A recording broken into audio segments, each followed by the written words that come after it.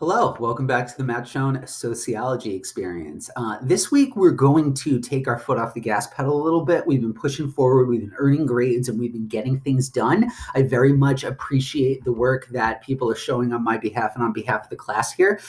This week is dedicated to the family, so there's nobody that needs to do a reaction paper this week, but be aware that the material that I'm covering over the next couple days is something that will come in handy when it comes time to do the final exam, or not the final exam, but the final assignment 3, which again is worth a full 20% of your grade at that point. So the family, examining the family as an institution, this is something that I will admit I'm not an expert in the sociology of the family, but everybody, this is one of those institutions that, kind of like school, everybody has some kind of family experience, some kind of family background, and it's pretty easy to conceptualize some of the sociological theories here, how they relate to your own experiences, your own upbringings, your own family unit. Okay, so we're going to be talking not about your family today, not about my family today, but about the family as an institution. And through that lens, I encourage you to continue thinking about how this stuff sheds light upon your own personal background. Okay, so let's get to the material. Let's talk about what the family is. Here's how I, as a sociologist, would define family. Now, historically, it's been defined as what? Mother and father and children and whatever. I will define a family in the following way. A small group sharing a sense of commitment, sharing economic property, and regulating sexual access among adults. That's the primary reason why a family exists, the primary social nature of the family. Now, anthropologists will talk at length about how the conception or the manifestation of families will differ across societies, but nevertheless, that's essentially what we're talking about here. And in most modern societies, in most mass societies, family is often, though not exclusively, defined through the concept or the regulated institution of marriage, which can be defined in a number of ways. Okay, I like to think of family as I like to refer to it as the most basic institution. It's the institution that easily represents like the first agent of socialization, the primary point of entry into a society, and it's something that can very much serve other functions, serve the functions of other institutions. So the family is not only is it basic and primary, but it's also quite complementary to the things that other institutions are doing.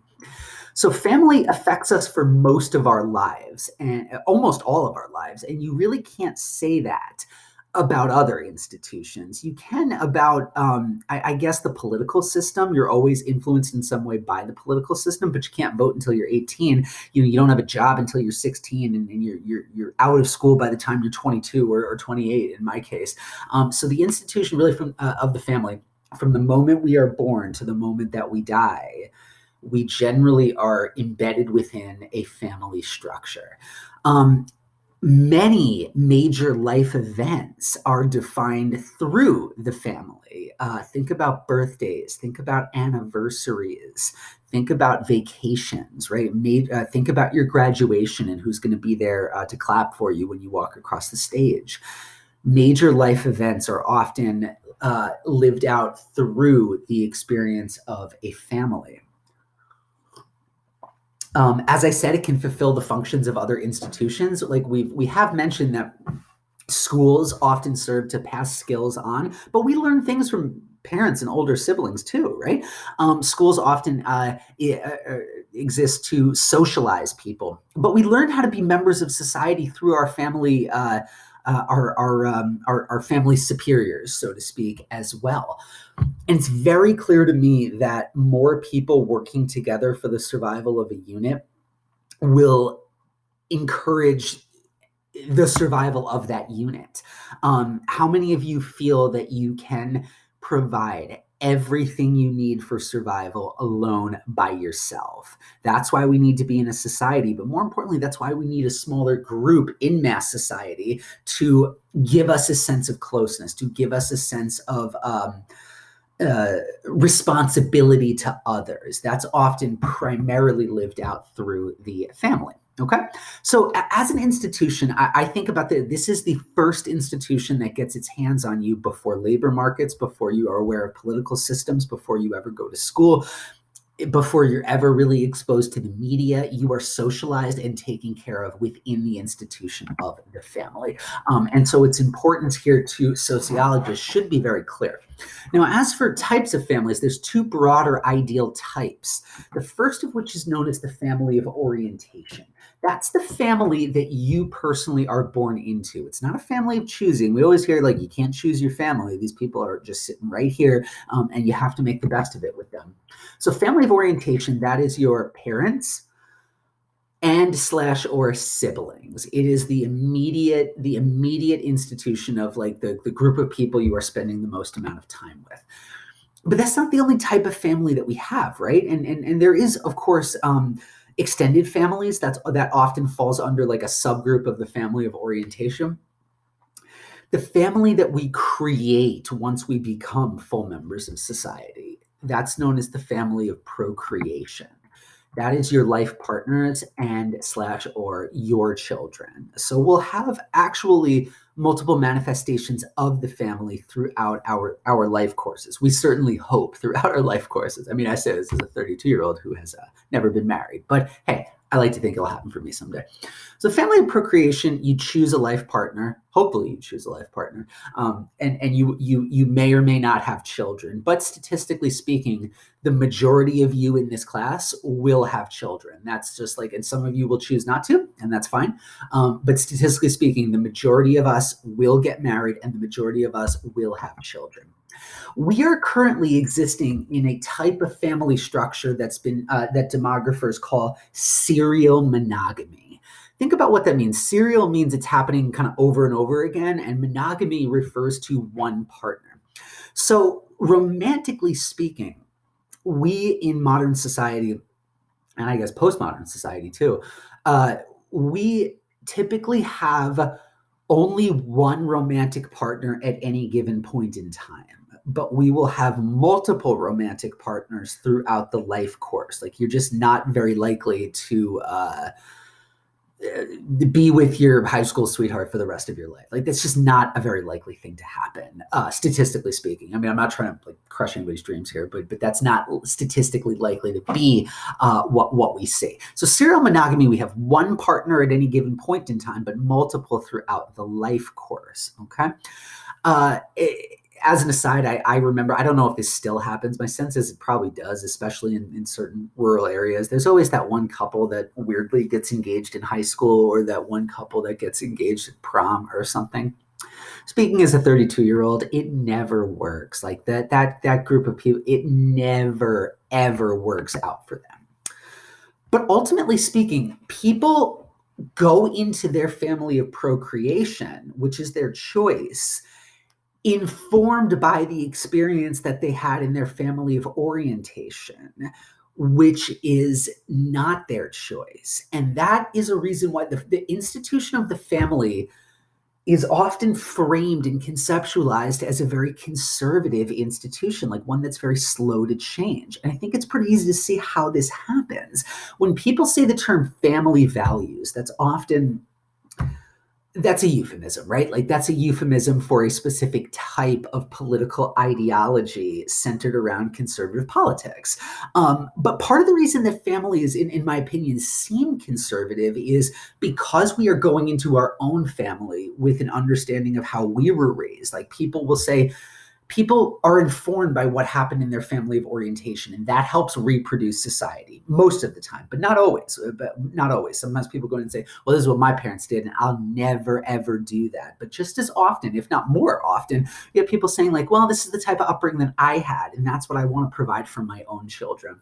It's a mechanism for the reproduction of society. It's a mechanism through which society seems stable, even as everything around us changes. However, I want to present a quote here. This is in the reading that's assigned for today, and it's perhaps my favorite quote about family structures, perhaps ever. It comes from this book by Stephanie Kuntz, who's a sociologist of gender and a sociology of the family, I believe at the University of Pennsylvania, but don't quote me on that. And Stephanie Kuntz, Dr. Kuntz writes, no traditional single family existed to which we could return, and any attempt to reproduce any type of family outside its original socioeconomic context are doomed to fail. I very much believe what Dr. Kuntz is saying about this, very much so.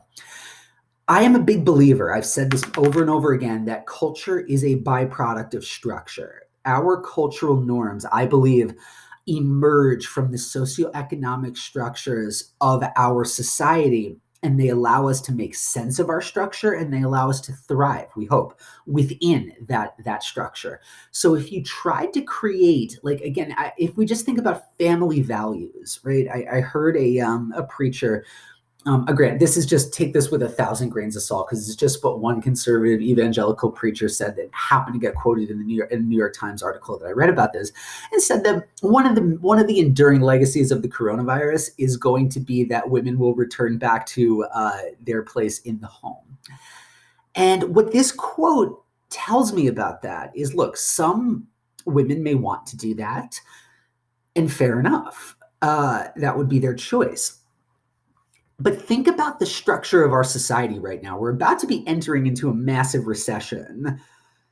And maybe the recovery from that will be as quick as the fall. I'm not quite sure. I suspect it will be much quicker than the financial crash of 2008. But I don't have a crystal ball on that. Here's what I know. The number of families going forward that are going to be able to survive and get by on one income is about to get very small. Like, that's just going to be a very limited group. It's only in wealthy families where women have the privilege of being able to choose to stay home. And almost everywhere else, we're going to need all hands on deck for family resuscitation and economic recovery. And so the structure, to me, does not support that myth and that romantic myth of the traditional family of, right, woman at home as a homemaker and man working as the single breadwinner of the home. It's like, even if you wanted to return to that, which my suspicion is that many women my age and younger than me do not want that, I'm not, even if you did, I'm not sure that's a realistic thing. And that's why we always argue that we are looking backwards at a society that it's just not realistic to recreate. And furthermore, you might not even want to recreate it if you even could. And that's why I have a picture here of the incredibly handsome and cool Don Draper. So if you're familiar with this, I don't know if people watch this show. One of my favorite shows is Mad Men. I am personally a big fan of television shows where people talk and nothing ever happens. And so as a result, Mad Men's a great show. In Mad Men, the point of Mad Men is it follows Don Draper, or played by John Hamm, is working in an advertising agency in the 1960s. The whole point of the show is that this era of America, the 1960s, that is always culturally valorized as being the peak of the American experience, and we need to go back to the values of the 1960s. The whole point of the show is that the 60s sucked in a lot of ways, right? And not just in the obvious ways, of that people of color experienced absolutely outrageous levels of prejudice and discrimination, not just because of like the experience of women in the workplace. Like, you just watch Mad Men and Don Draper's on his third secretary by episode 5. It becomes clear that it is not a particularly pleasant workplace for women in like white collar work at this point in time. And there's probably some truth to that still today. What was the other thing I wanted to say? Oh, and also just culturally, like the era of the 60s, fathers were emotionally distant. Everybody smoked in front of their kids. Seatbelts were for communists. Like this was maybe not an era that you'd want to recreate, even if you could. But Kuntz's point here is that you probably can't. It's not realistic to assume that this is something that you can recreate without mimicking the structure that gave rise to that culture in the first place. So when it comes to the attitudes of family, there's a very paradoxical finding that's shown over and over and over again. Everybody has has an opinion about the family. Everybody has an opinion about what it should look like, how it should operate, and whether or not families are in decline throughout the country. Everybody has an opinion on this, but it's a private institution. So I am developing my attitudes about the family without a full understanding of what's happening behind the closed doors or within the locked living rooms of millions of families throughout the country. And that's what I mean by private institution. Most of us don't get to see the private lives of other people's families. Statistically, we are actually happier than ever before with our own families. But socially, the level of people who say that the institution of the family is in good shape is lower than it's ever been. We believe that family values are in decline, so we think we're all happy with our own families, most of us, I guess. But socially, we believe everybody else's family is the problem. And that's what happens when we have to form social values based off of a private institution that we do not get to see. However, if you're wondering why, what's really going on with family satisfaction behind closed doors, let's just take a look at this graph here. Marital satisfaction through the family life cycle. I want you to look at this and answer a very simple question. Why are your parents always so upset? Why are your parents always so stressed? The answer is you. And me at some point in time, not now anymore, but at some point in time. So when are mom and dad most happy? Newlyweds, okay, that makes some sense to me. This is the percentage of couples reporting that things between them are going well all the time, which seems like very optimistic, but what have you. Now, by the time you have preschool children and school-age children, it starts to really drop. And then once your children get a little bit older, it starts to rise. And then when are mom and dad happiest? Once you leave the home, right? It looks like there's a little bit of mild depression that occurs when you first move out of the house. And then mom and dad get pretty happy about the whole thing. So why keep that in mind as you kind of work through this at home, for those of you that have gone home and now are with your parents again. It's stressful, right? It's a stressful thing. And we don't always know or understand what others are going through, okay? That leads me to a discussion that I really want to have about why get married in the first place. The institution of the family is usually defined by some conception, some cultural understanding of the institution of marriage. Usually two people joining together for the very simple reason, why should you get married? Two people increases not just your income, but also your life chances, your chances of becoming middle class, your chances of becoming financially stable, your chances of diffusing risk throughout the life course. If I'm married and I get laid off, at least somebody else in the household is still making money. If my partner were to be laid off, at least I'm still making money. Now, of course, if we both get laid off, that's a really serious problem. But nevertheless, it's pretty clear how this operates. Two people increases your income and therefore increases your life chances. However, there are actually a lot of constraints on this. Every time I go to a wedding, people always say something like, you two were meant for each other. Maybe, but I highly question those types of romantic ideals. So if we look socially at mate selection and family formation, there's actually a tremendous amount of constraint that is placed on who you'd end up getting married. And not just because other people, like the person that you want to marry may have gotten married before you actually met that person. So if you remember your Greek and Latin roots, think about the terms known as endogamy and exogamy. Endogamy refers to social pressure to select a mate from within a social group. So think about that. We generally are pressured, and for good reason, to get married to somebody, let's say, who's kind of around the same age as us. And I very much understand why that would be. When you are right around the same age as the person that you're spending your life with, you are then kind of going through the stages of life simultaneously. And I think that does make it a lot easier. It's very easy to then say, all right, well, we're kind of finishing school around the same time and getting ready to have children around the same time. Like our life priorities are kind of on the same pathway. And more importantly, we're at the same place on that pathway. There's also social pressure.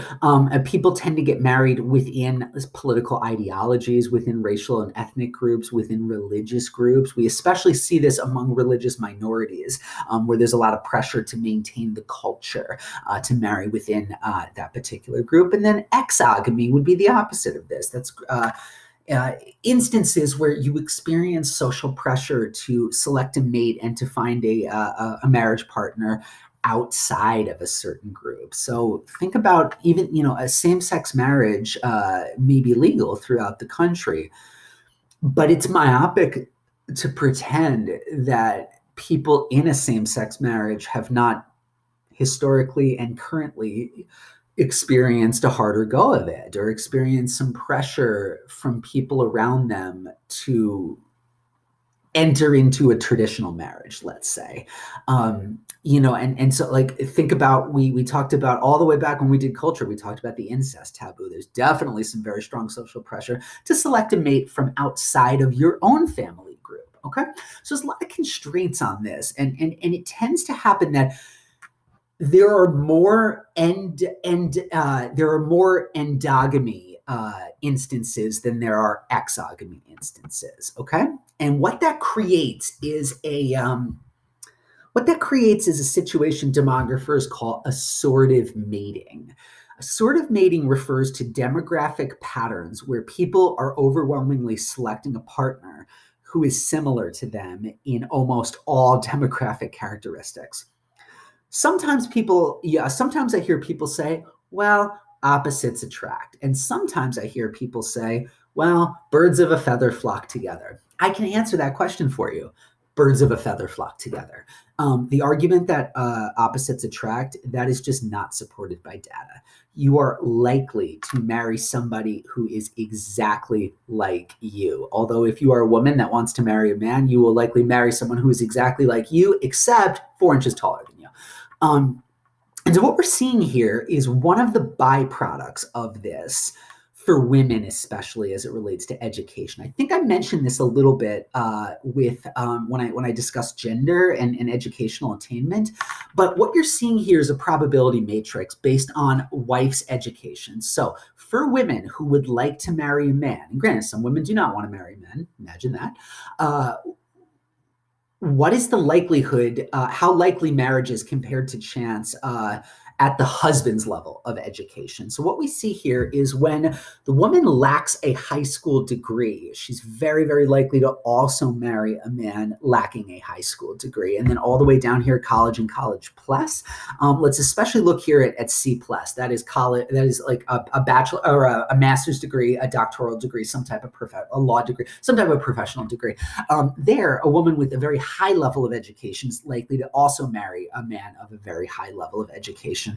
What we tend to see here is, especially in the high school, some college and college areas, even though the most likely outcome is somebody at the same level of education, what we're seeing is women with a college degree are very much beginning to outnumber men with a college degree. So if you want to marry someone to the ladies, if you want to marry somebody at a similar level of education as you, there are not enough men to go around. And this is becoming particularly severe in the African-American community, where Black women with a college degree are seriously outnumbering Black men with a college degree. And it means that you have to, I don't like to I don't like to think of people as more or less marriageable depending on their level of education, but this is something that people think about when they're making their decisions, when they're making their life choices. And so there's just not enough of us to go around, college educated men, that is. And it leads women to sometimes have to bargain downward. And that's becoming increasingly common as the number of women with a bachelor's degree really starts to surpass the number of men with a college degree. But it actually goes way beyond that. It's not just what you see at education levels. You're likely to marry somebody who's at about the same age as you, of generally the same political beliefs, of generally the same racial group, probably not necessarily the same ethnic group, but of the same religious preference, the same level of religious intensity. We marry ourselves. And that is, to me, one of the scariest things about marriage. Really, like, it's just that's what happens. And to me, if I could just think like a little bit culturally about the institution of marriage, when I go to weddings, and I've been to several of them over the last decade, let's say, because I'm at that age, a lot of people are like getting married and having kids. A lot of people in my social network. And what I hear all the time, it almost every best man or bridesmaid speech that I hear says some version of the following: like, you are marrying your best friend. Or sometimes the bride or groom will say that themselves: I'm marrying my best friend. And whenever I hear that, I immediately get scared, right? Because it seems to me that in the last several decades, we've moved from marrying for sort of social, we've moved from marrying from let me start over. People used to just want to have a more successful marriage than their own parents, and they wanted to have somebody that they could kind of get by with. And now we marry for things like shared interests, and we marry for things like because we have so much in common with this person. And I think that's a reason. It's not the only reason, but it's a reason why the divorce rate is so high. Because if you marry your best friend at 25 based on the things you have in common, and then all of a sudden at 32, you don't have those things in common anymore, it's a very common reason for divorce, right? You listen to divorced couples talk about where did it all go wrong, or why did you get a divorce? One of the most common things people say is, well, we just grew apart. And so while I don't think it's a bad thing that people are marrying for personal reasons, that does ripple out to affect how the institution operates, okay? And the way that people conceptualize the institution is very much determined by their own personal backgrounds, okay? So as a way of leading into kind of what happens next and where we go from here throughout this the rest of this week, the sociologist Annette Leroux, who wrote the article about childhood that we are going to be exploring for next week, for next session, pardon me, did a very simple thing. Just asked working class women and middle class women what they were looking for in a partner. What were the things that they found appealing in a man that they might want to marry? Here's what the working class said over and over again. They wanted a man who was gainfully employed. Okay, that makes sense to me. They wanted a man who did not abuse drugs or alcohol. Okay, I can get behind that. That's something that definitely leads to pain and heartbreak within a family. They wanted somebody who was faithful. Okay, nothing too crazy there. That seems like a very reasonable thing to expect from the person that you marry. And they wanted somebody who didn't hit them. Again, not exactly groundbreaking demands here on the side of the working class women. But then, all of a sudden, you ask middle class women what they were seeking in a partner, and their answers were, I wanted someone who I can communicate with. I want somebody that I can share experiences with. I want to see the world together with somebody. It's very important to me that we have shared values. It's very important to me that we are able to share these things. And I want somebody as at a similar status than me. There's that education thing coming together. So here's the big question. would we look at this and seriously assume that middle class women didn't care about those things? Would we seriously assume that middle class women didn't care that their husband had a job and didn't care that their husband was clean of drug and alcohol abuse? Did they not care that their husband, whether or not their husband hit them or was or was not faithful to them?